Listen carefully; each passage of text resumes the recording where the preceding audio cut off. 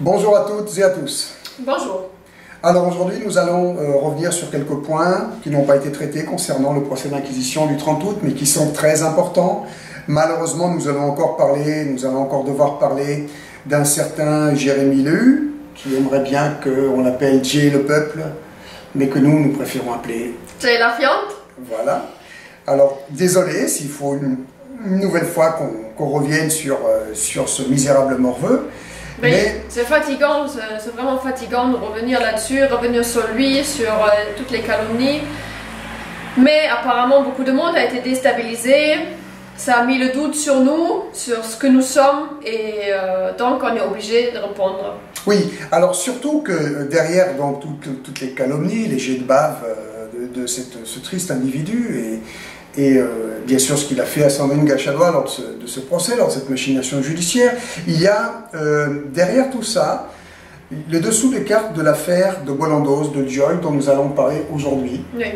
Parce que nous avons beaucoup parlé de l'affaire de Sandrine Gachadouin, à juste titre, évidemment. Vous avez noté donc dans cette machination judiciaire que les ignobles en robe noire faisaient une confusion totale entre l'affaire de Sandrine Gachadouin, pour laquelle nous avions enquêté en Charente-Maritime en été 2012, et une autre affaire qui était celle du réseau, du soi-disant réseau du Doubs de Bollandos, qui était une affaire qui avait été apportée par Jay la fiente.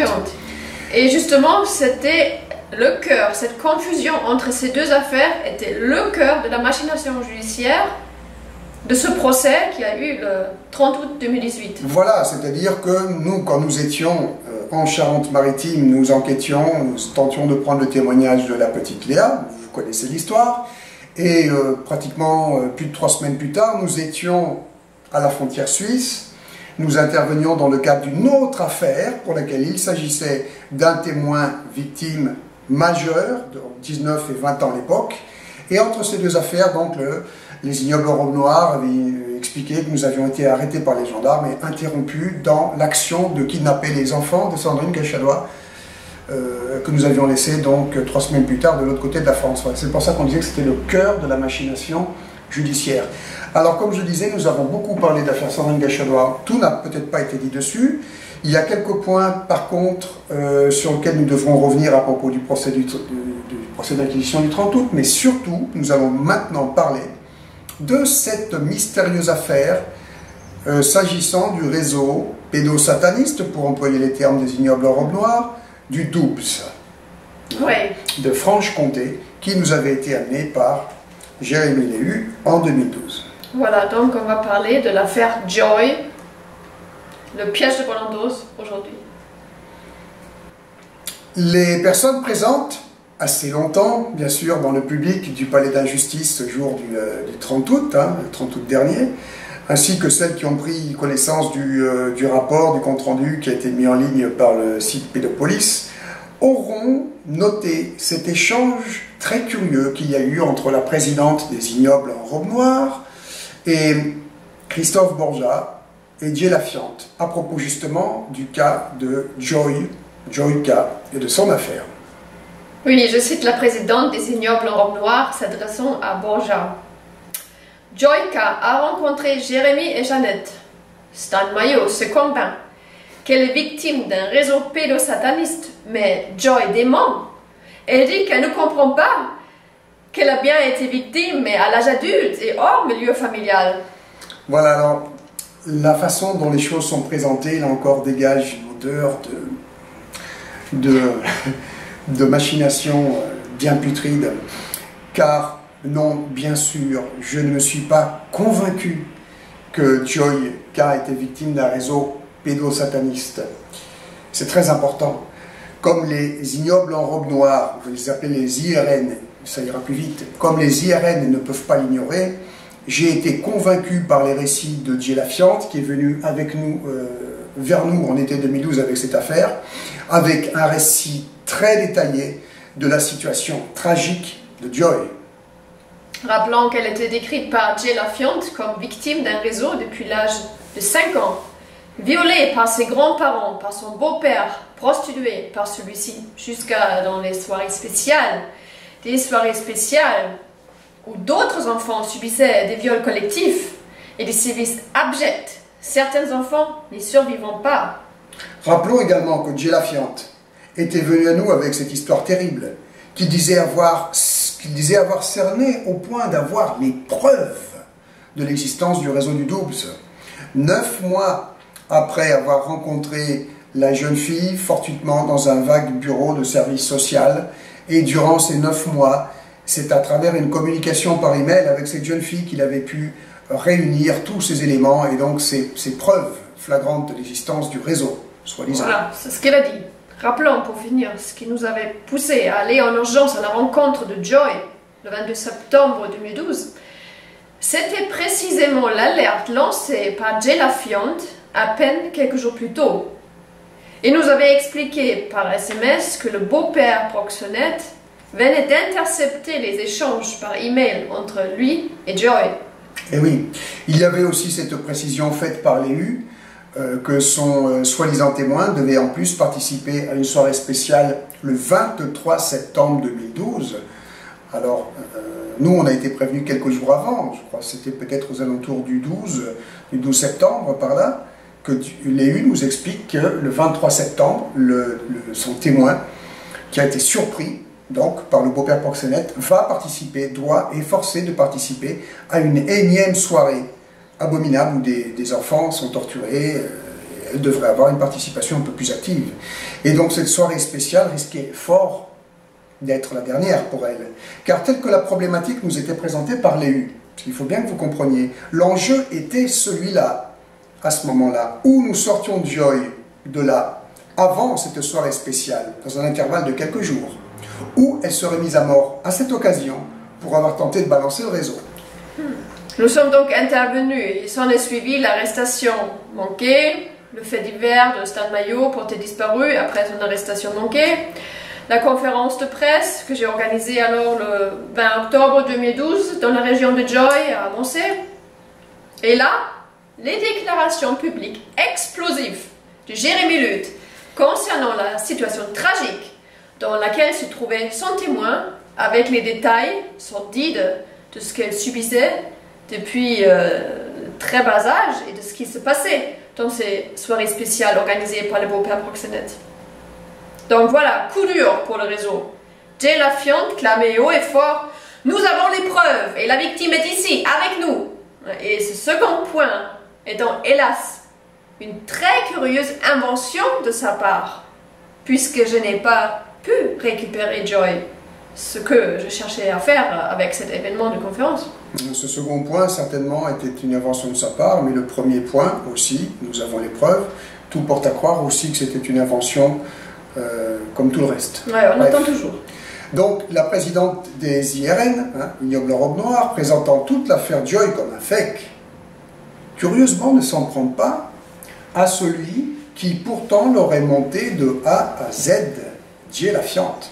Non, elle s'en prend à moi, à travers ce fake, qui pourtant suis bien tombé dans le panneau du misérable manipulateur, fake ou pas fake. Oui, c'est quand même bizarre, parce que Jérémy Luth, il était là au procès, il aurait pu être interrogé là-dessus. Ouais. Non. Non. Rien. Pour ça, il n'y a pas de C'est Stan Mayo qui se convainc de ce réseau. Voilà, alors la présidente des IRN se garde bien de développer sur le thème du fake. Manipulation, qui du coup aurait été l'œuvre de Jay Lafiante. Au contraire, elle utilise le premier effet pervers d'un tel fake, si fake qu'il y a, ce qu'on va voir ensemble plus loin tout de même. Qui est ce premier effet pervers? De me pointer du doigt, moi, comme étant un détraqué mental, s'inventant des histoires ahurissantes de réseaux pédosatanistes. Le second effet d'un tel fake par ricochet, bien plus pervers et insidieux, est de pouvoir clamer avec cette mauvaise foi criante que toutes les affaires ne sont que dans le même registre de l'invention, ce qui vient pulvériser la cause des enfants martyrs et de leurs parents protecteurs persécutés. Et si fait qu'il y a donc collusion entre les ignobles en robe noire et Jay Lafiante afin d'instrumentaliser le fake en question, monté par Jay Lafiante, pour m'enfoncer moi, et la cause pour laquelle nous avons tout sacrifié, sans que Jay Lafiante soit le moins du monde inquiété. Si cette histoire n'est pas un fake, une manipulation de Luth, c'est presque pire, Au lieu de sortir enfin les preuves qu'il affirmait détenir concernant le réseau pédocriminel, il joue ostensiblement le jeu qui consiste à admettre que l'affaire sera bidon, afin que cela puisse être exploité pour nous discréditer. Nous, par contre. Hein. Bien sûr. Alors poursuivons le décryptage de ces très curieux échanges qu'il y a eu à l'occasion de ce procès d'inquisition sur ce thème spécialement. L'avocate, la baveuse de l'EU, prend la parole à un moment donné pour citer Joy, qui dit « J'étais victime, je cherche des personnes pour parler de cela ». Alors c'est bien l'avocate de Jay Lafiante, hein, c'est bien la baveuse de Jay Lafiante, qui là vient nous asséner en pleine face que l'affaire Joy était bidon, que tout ce qu'elle voulait Joy, en donc parlant au client de l'avocate, Jay Lafiante, c'est parler de ce qui lui était arrivé à l'âge adulte et donc hors contexte de raison, puisqu'il n'y a pas de raison, à quelqu'un d'empathique, tombé sur Jay Lafiante. Sous-entendant là-dessus, hein, le sous-entendu qu'il y a derrière tout ça, que Maillot, en grand détraqué qu'il est parti dans ses délires de réseau pédosataniste. Alors là, cette fois, il faut affronter cette question qui pue une bonne fois pour toutes. L'affaire Joyka, fake ou pas fake? Joy a-t-elle démenti, soi-disant parce que sous la pression de gendarmes protégeant le réseau du DOUPS, lors d'une simulacre d'enquête déclenchée après la conférence de presse du 20 octobre 2012 a annoncé? Ou bien Joyka, tombant des nues, a-t-elle parlé, somme toute librement, hein, dans le cadre d'une simple vérification faite honnêtement par les gendarmes, qui, pas plus qu'elle, en fait, n'avaient été confrontés de près ou de loin à quelques fameux réseaux du DOUPS? Dans les deux cas, le rôle de Jay Lafiante est abject. Première option. Le réseau est bien réel, mais Jay Lafiante, après avoir été celui qui l'a dénoncé publiquement le 20 octobre 2012 à la conférence d'annoncer, avec beaucoup de détails, vient à le couvrir aujourd'hui, en permettant que les IRN, dont sa propre avocate, en parlent comme d'un fake. Eh oui. Quid de Joy? L'a-t-il eu sorti de là entre-temps? Quid des innombrables enfants martyrs, violés collectivement, torturés, parfois assassinés? Quid des fameuses preuves supposées démasquer le réseau et mettre fin à tout ça? Jay Lafiante n'est plus intéressé par le sujet depuis bien longtemps. Depuis, pour être précis, que nous avons réchappé au piège à 2 épisodes, hein, Stan et moi. Oui. Tout le monde ne connaît pas les détails de notre histoire, donc il faut rappeler brièvement que pour ma part, 3 jours après ma conférence de presse à Moncé, j'ai été arrêté violemment par la gendarmerie de Poitiers, envoyé... Par le procureur de Saintes? Oui, par le procureur de Saintes à Besançon, voilà. à Besançon. Et sur base de la machination judiciaire de association de malfaiteurs ayant le projet de multiples enlèvements de mineurs. Après 3 mois et demi de détention provisoire, j'ai été mis sous contrôle judiciaire et expulsé de France, tenu de vivre en Allemagne jusqu'au procès. Un an après le coup dur du 22 septembre 2012, Stan parvenait finalement à déjouer le piège tendu autour de moi, à me récupérer. Et nous sommes partis ensemble pour un nouvel épisode de vie clandestine, recherchés tous deux au niveau européen. En effet, une personne, se prétendant proche de moi, avait immédiatement donné l'alerte de ma fuite. Donc nous sommes passés en Italie en 2013 et nous avons été identifiés par les carabinieri, auxquels nous avons échappé que de justesse. Oui. Et puis cette cavale difficile, nous avons enfin sorti un documentaire vidéo démontant la machination judiciaire organisée par le procureur de Saintes et annonçant la réapparition de Stan et notre retour aux affaires dans la vidéo Janet Zeman et Stan Maillot, le retour.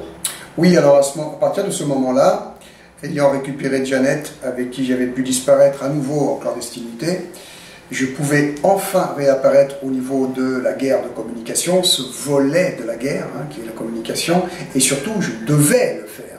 La première offensive contre le réseau qui était en suspens et ce que nous avons déclenché a été cette vidéo explosive qui justement démontait la machination judiciaire organisée par le parquet de Saintes, dont la principale victime, il ne faut pas l'oublier, était Sandrine Gachadouas, cette mère protectrice persécutée. Et il fallait absolument riposter.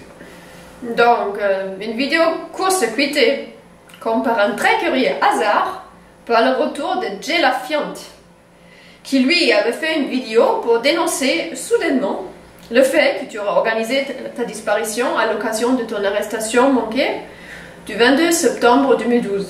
Ce pour des motifs crapuleux, bien sûr. Ben voyons.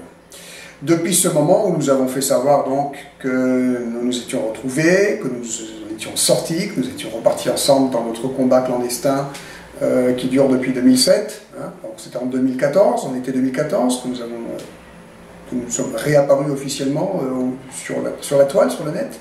Et bien depuis ce moment-là précis, le thème qui obsède Jay Lafiante est celui de Mayo le mytho qui a organisé sa disparition pour faire cracher au bassinet ses soutiens et faire parler de lui. Faire parler de lui alors que j'ai dû m'écraser pendant tout ce temps. Curieux. Alors, petit détail qui a toute son importance pour bien comprendre. Il faut savoir que, parce qu'étant traqué en Italie, justement, en hiver 2013-2014, nous n'avons pas pu publier notre vidéo, le retour, directement depuis un cybercafé. On a dû prendre des précautions, bien sûr. Nous avons donc envoyé le DVD, nous avons gravé un DVD, nous l'avons envoyé à un contact que je pensais fiable, afin que celui-ci le publie dans sa propre région pour brouiller les pistes, et nous protéger. Et il s'est avéré que le contact en question, comme d'hab, était une taupe. Il n'a jamais publié notre commentaire. Par contre, notre documentaire. Par contre, environ un mois, peut-être deux, à tout casser, plus tard, eh bien, c'est en cherchant notre documentaire sur Internet que là, on tombe avec effarement sur la déclaration vidéo de Jay Lafiante et son scoop sur ma fausse disparition. Alors, soi-disant, le pauvre type ne pouvait plus vivre avec ça, tellement ça le pesait, là, un si lourd secret, comme s'il avait parlé de quelques crimes bien sordides que j'aurais commis, qu'il m'aurait vu commettre, et que, allez savoir pourquoi, par contre, il aurait préféré, jugé pertinent, de garder le silence jusque-là. Et donc, ça aurait été pour cette raison que, subitement, là, un an et demi après, il balançait son scoop extraordinaire de l'épisode de mon arrestation manquée qui a tourné en organisation de ma fausse disparition pour des motifs crapuleux. En fait, c'est très clair. Hein? Jay Lafiante a été réactivé par quelques acteurs judiciaires du réseau français, très probablement en rapport avec l'affaire de Sandrine Gachadouas, afin qu'il vienne court-circuiter notre documentaire explosif. Moi, je pense d'ailleurs, plus précisément, non pas spécialement au procureur Coindo, mais au gendarme Bonito. C'est vraiment les méthodes de ces ripoux de gendarmes des sections de recherche et de brigades de recherche qui protègent les réseaux, de réactiver une fiante comme Jérémy pour ce genre de manipulation. Oh, ça peut venir de la Belgique aussi. Non, ça, je pense plutôt justement que ça vient du parquet de Saintes. Et intuitivement, je sens derrière les méthodes de gendarmes pourris que je connais quand même bien. Alors, il est devenu clair pour nous que cette petite crapule avait été activée depuis le début, effectivement pour nous faire tomber dans un piège, et là, pas spécifiquement par le parquet de Saintes, pas du tout, on va revenir. Ce piège tendu autour de l'histoire vraie ou fausse de Joyka, et que le piège, ayant foiré, sans avoir pu non plus être rattrapé plus tard, hein, puisque ce qui s'est passé avec la conférence d'Amancet, ton arrestation, le fait qu'après on se soit à nouveau retrouvé échappé, donc le piège n'a pas pu être rattrapé plus tard, et bien la petite crapule en question prenait alors en compte, sur ordre, là on ne sait pas clair de qui, la formidable campagne de calomnie contre nous, et surtout contre moi. Et entre-temps, sur notre dos, et sur le dos de la malheureuse Joy, vraie victime ou victime inventée, Jay Lafiante pensait s'être fait une réputation d'activiste contre la pédocriminalité. C'est pas mal, non? Donc, si l'affaire Joy n'est pas bidon, option 1. L'individu, dit la fiante, l'a uniquement instrumentalisé pour me tendre un piège, manipulant cette victime et jouant avec sa vie. Le piège n'ayant pas fonctionné, dit la fiante, qui d'ailleurs on avait déjà bien trop dit lors de la conférence d'Amancé que tu as fait, couvre maintenant et depuis toutes ces années le réseau du Doubs. Option numéro 2 maintenant. L'affaire est bidon. Joy n'a jamais été ce témoin victime d'un réseau pédocriminel depuis ses 5 ans, sur le point d'être mise à mort pour trahison par le dit réseau. Eh oui, elle a eu à simplement monter le bateau autour de l'identité de cette pauvre jeune fille en faisant un copier-coller, en lui collant une histoire épouvantable pour mettre en scène un hameçon parfait auquel je mordrais par empathie.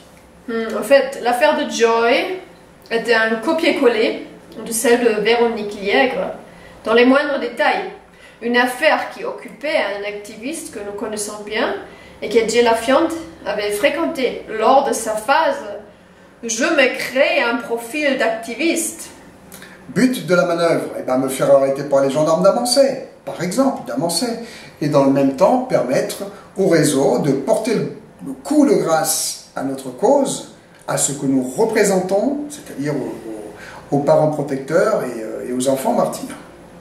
Alors quant à moi, je me serais probablement pendu dans le fond de ma cellule.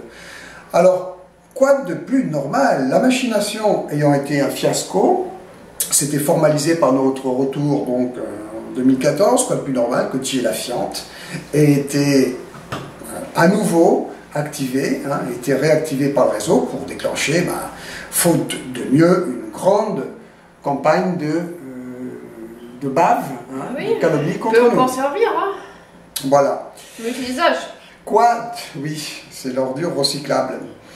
Quoi de plus normal, encore, que Jay Lafiante ne sache plus quoi prétexter pour interdire pour que quiconque ne parle du cas de Joy, ou dois-je dire, du faux cas de Joy, car cette affaire-là ne pouvait que finir par lui exploser à sa face de crapaud.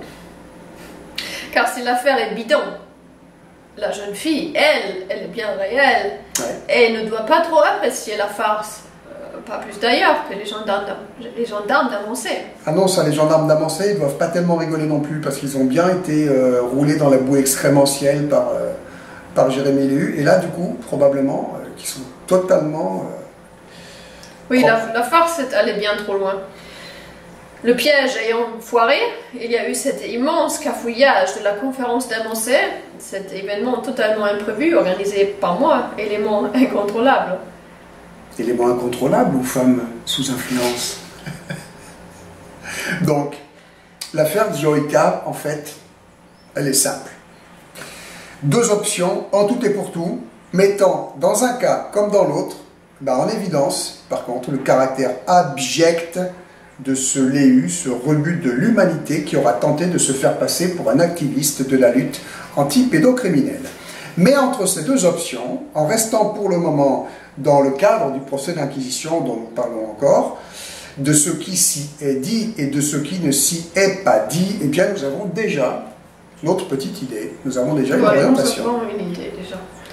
Mais ainsi, nous apprenons que Jay Lafiante et Borja se seraient connus avant de venir séparément à notre rencontre en été 2012.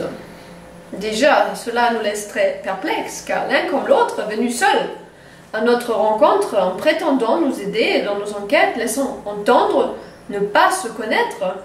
Et oui, Borja et Jay Lafiante seraient rentrés en contact par cet ami que je connaissais, qui donc me transmettait des affaires de parents persécutés. Ils seraient rentrés en contact avec cette même personne, qui l'a fait rencontrer l'un et l'autre séparément, avec un intervalle, je crois, d'à peu près 1 mois. C'est curieux. Oui. Et ce que nous avons découvert de plus est que Jay Lafiante et Borja se connaissaient donc déjà avant d'être venus séparément à notre rencontre en 2012. Ils traitaient ensemble la fameuse affaire Joy.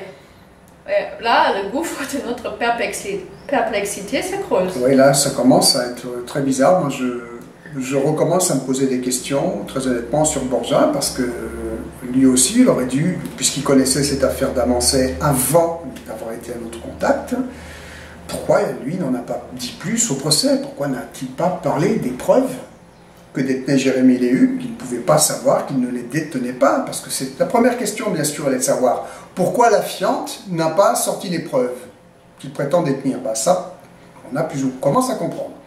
Mais pourquoi Borja non plus n'en a pas parlé, hein, de ces preuves recueillies dans le cadre de cette grande enquête citoyenne sur l'affaire de Djory? Nous devons donc regarder ensemble la vidéo de cette conférence de presse et en particulier l'intervention de Luut. On vous met le lien ici.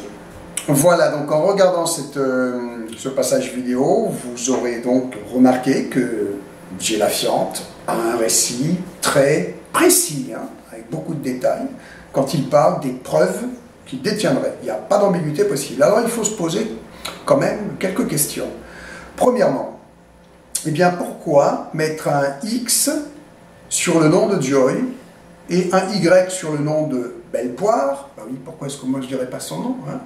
Le prétendu beau-père proxénète, acteur clé du réseau dénoncé. Donc il faut dénoncer ce Bellepoire. Alors tant de détails si précis désignent, hein, par contre, sans aucune marge d'erreur, Joy, le possible témoin clé de l'affaire, ce qu'il expose de façon formelle aux représailles du réseau, hein, parce qu'un X sur son nom, le seul effet que ça a, c'est de faire que des gens comme vous et moi, des activistes, des citoyens sincères ne peuvent pas l'identifier, donc ne risquent pas de venir à son secours. Par contre, pour le réseau, c'est parfaitement clair de qui il s'agit. Quant au nom du Bellepoire, le Y mis sur le beau-père proxénète, qui ça protège? Joy, les victimes de ce monstre, ou le type en question et son réseau? Voilà. Deuxièmement, depuis tout ce temps, pourquoi Jay Lafiante n'a-t-il jamais balancé ces fameuses preuves, prétendues preuves? Où sont-elles ces preuves? Alors, il prétendrait peut-être qu'ainsi, je ne sais pas, moi, il tient un réseau, il tient le réseau par l'Iglaoui, style, s'il arrive quelque chose à Joy, hein, ce qu'on voit dans les films, je balance tout, hein, donc vous n'avez qu'à vous tenir à carreau. Et ce sale petit morveux là, il va nous faire croire qu'ainsi, Joy, elle pourrait elle pourrait enfin mener une vie normale et que plus aucun enfant ne serait victime des abominations commises par les membres du dit réseau. Waouh! Ce petit morveux veut nous faire croire qu'il est capable de tenir en respect un réseau comme celui-ci avec tous ses membres par son seul chantage, sa seule menace. Et c'est moi le mytho, hein? Oui, c'est ça. Comme d'habitude. Troisièmement, pourquoi, au contraire, depuis le jour de la conférence d'Amancet, après y avoir été si loquace, Jay Lafiante fait le silence total sur cette affaire, pourtant explosive? Car, comme il le dit lui-même, le bruit fait autour de cette affaire est la seule chose qui peut protéger Joy. Et je cite Léut à l'occasion de la conférence du 20 octobre 2012. Depuis la disparition de Stan, les soirées spéciales ont été interrompues. C'est intéressant. Jay Lafiante est décidément très bien informé. Ah oui. Intéressant. Et également, il dit lui-même que ta disparition protégeait Joy. Alors ce qu'il faut comprendre à travers une telle phrase, c'est que l'épisode donc de mon arrestation manquée, surtout de ma fausse disparition crapuleuse, était ce qui permettait, pour ce que l'on peut comprendre de l'affaire Joy, d'ajourner sa mise à mort. Et il serait peut-être plus réaliste si j'avais réellement organisé ma disparition, et non pas simplement ma non-réapparition, avec le concours héroïque de Janet, que cela aura peut-être été dans cette optique de protéger Joy du pire. Non? Je sais pas, qu'est-ce que vous en pensez? En tout cas, depuis ton arrestation manquée, si l'affaire Joy avait été réelle, rien d'autre que le fait divers de ta disparition pouvait apporter une protection provisoire à Joy, et j'ai dit bien provisoire. Provisoire, oui. si j'avais allumé les projecteurs sur le fait divers de ta disparition, c'était entre autres pour revenir dans la zone où Joy était otage du sous-réseau et tenter une nouvelle fois de la récupérer, de l'entourer d'une protection citoyenne. Ce qui a été un nouvel échec, car à cette occasion, c'est à nouveau Jay Laffiante qui m'a mis des bâtons dans les roues jusqu'à ce que je sois finalement arrêtée par les gendarmes. Et j'étais en prison 3 mois et demi. Je pense qu'il faut que tu reviennes sur ce petit épisode de ta conférence de presse d'à Marseille avec un peu plus de détails. Oui, je vais en revenir. Parce que la question, c'est pourquoi Jay Laffiante maintient maintenant ce silence assourdissant sur l'affaire, au point de se laisser dire par la présidente des IRN qu'elle est bidon. Ben, c'est extrêmement grave de maintenir un silence écrasant comme ça sur ce sous-réseau qui est si épouvantable, c'est extrêmement grave. Alors il faut décliner cette interrogation si pertinente sous plusieurs angles. Pourquoi Jay Laffiante, qui ne veut donc plus du tout que quiconque communique sur la terrible situation de Joy, ainsi que sur ce réseau qui ne peut que continuer en toute logique qu'à accumuler les petites victimes lors de ces soirées spéciales. Pourquoi a-t-il soudainement, près de 2 ans après l'épisode de mon arrestation manquée, ce besoin viscéral de lancer une telle attaque contre moi, que j'aurais organisé ma fausse disparition pour soutirer du fric à mes soutiens et faire parler de moi? Pourquoi dépenser subitement une telle énergie, non pas à maintenir les projecteurs sur le cas de Joy, dont la vie est restée en suspens tant que personne n'avait pu la tirer de là, maintenir les projecteurs sur le réseau, puisque depuis ma disparition, le réseau aurait interrompu ces soirées spéciales, ce réseau violent, torturant des quantités d'enfants et en assassinant à l'occasion. Mais pourquoi, par contre, allumer les projecteurs sur cette fameuse prétendue fausse disparition et ne plus parler que de cela? Oui, revenons en passant sur cette attaque calomnieuse. Jay Laffiante, depuis que nous nous sommes retrouvés, toi et moi, que nous avons pu repartir ensemble en clandestinité, loin de nous appuyer comme il prétendait le faire au début, il est actif sur le net pour baver sur nous. Ainsi, se refusant lui à maintenir les projecteurs allumés sur Joy, sa prétendue protégée, prétendu témoin clé en danger imminent de mort, il nous attaque nous, au motif que nous parlons de Joy et que nous insistons, nous, pour que les projecteurs soient maintenus sur son cas terrible, sur le réseau, ce réseau qui la tiendrait en otage donc depuis l'âge de 5 ans. Oui, pas la peine de lui poser la question. Il suffit de le citer lors de l'une de ses pitoyables interventions vidéo sur le net. La vie de Joy est un enfer depuis que Stan et Janet se sont mêlés. Intéressant. Alors, sa vie n'aurait pas été un enfer avant cela, du fait de sa situation effroyable d'enfant livré aux pires sévices, aux pires détraqués pédocriminels lors de tournantes maudites. Enfant devenu adulte, obligé de participer activement à ces soirées abominables, se maintenant sous cocaïne fournie par le beau-père proxénète pour pouvoir tenir le coup. Non, mais c'est devenu soudainement un enfer depuis que nous avons essayé de la tirer de là et que n'ayons pas parvenu, et on va voir pourquoi d'ailleurs. Nous avons tout entrepris pour allumer les projecteurs sur son cas désespéré.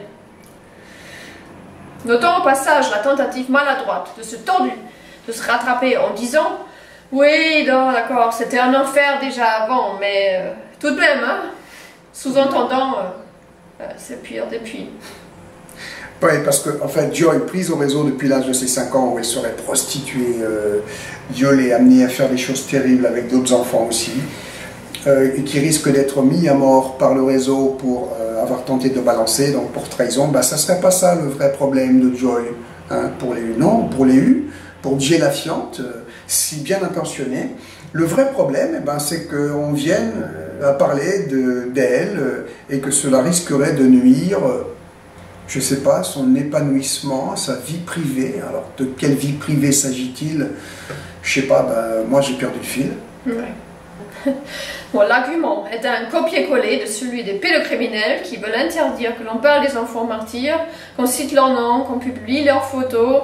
Cela portera préjudice à leur vie privée Voilà. et leur épanouissement dans la société, parce que nous avons bien compris qu'ils doivent s'épanouir dans les abominations qu'ils subissent dans une société parfaitement indifférente qui les accueillera à l'âge adulte comme des nouveaux prédateurs. Voilà. Alors, Jay Lafiante, protégeant le réseau qu'il dénonçait en octobre 2012, ou ne sachant plus par quel trou de race s'échapper face à une affaire montée de toutes pièces par lui qui va maintenant venir lui exploser à la gueule. Ben, il y aurait peut-être une troisième option d'ailleurs, en fait, qui serait plus une variante de la première option, qui expliquerait aussi l'affolement de Jay Lafiante sur le fait que l'on insiste pour parler de Joy K, on ne va quand même pas dire son nom de famille, même si nous l'avons, et du fameux réseau du Doops. L'affaire est réelle, oui. Seulement ce qui ne l'est pas, ce qui est faux, ce qui a été rapporté par lui, inventé par lui, c'est l'histoire des SMS, des emails, de sa communication entre Joy et lui, qui aurait été, à un moment donné, subitement, intercepté par le fameux beau-père proxénète. Parce que c'est ça l'élément, en fait, compte clé, déclencheur, dans toute cette histoire-là, qui nous a fait partie sur des chapeaux de roue, qui nous a fait foncer tête baissée, dans cet intervalle beaucoup trop court, dans ce piège.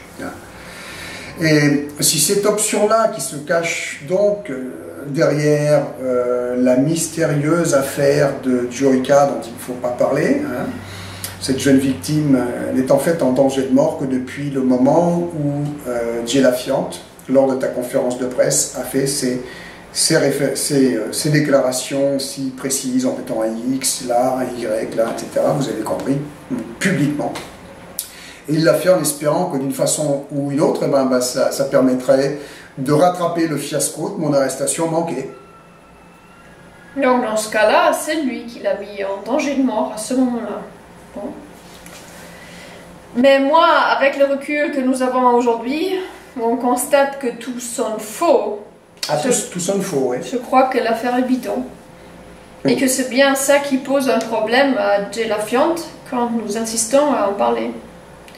Et parce que pour commencer, je trouve un peu gros qu'une victime de ce genre de réseau va s'ouvrir comme ça à quelqu'un aux premières venues. Oui. À un inconnu rencontré dans un quelconque service social par hasard. Par hasard encore, hein. Des fois les hasards sont bizarres. Et en plus par email, et même sans se rencontrer une seconde fois, quand on sait à quel point c'est difficile de faire parler une victime, on a quand même à peine à imaginer qu'une victime comme ça puisse balancer les secrets aussi lourds et si intimes aux premières venues, et surtout si ça la met en danger de mort. Effectivement, il n'y a, à bien y réfléchir, aucune logique dans cette affaire. Ça ne prouve rien. On vous laisse y penser, et puis nous allons continuer. Nous faisons une petite pause, et puis nous allons continuer donc à parler de ce sujet qui me paraît très important à traiter et à élucider une bonne fois pour toutes. Oui, à bientôt.